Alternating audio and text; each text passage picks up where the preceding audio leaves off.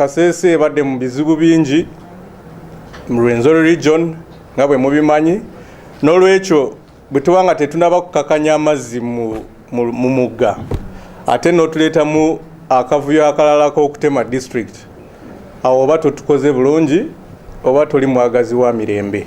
Naye abaana abantu kirabika balalu kubanga police eya district egamba nti district bwe bagamba headquarters awali headquarter ya district automatically it becomes a municipality. I mean a town council.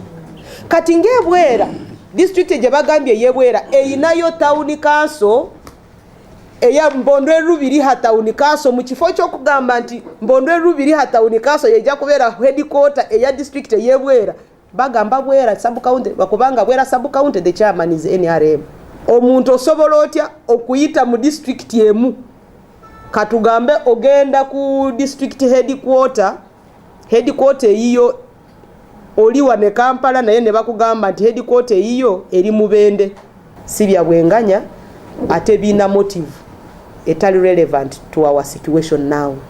Twalibadde tubasaba nti balekeraawo. In fact nalibadde nsaba n'abantu be Kasese buli gwe mulaba nga lina ekyo ekipapula nti muteekeko emikono mu mukube kubanga oyo mutemu tabagaliza mirembe ate tabagaliza birungi.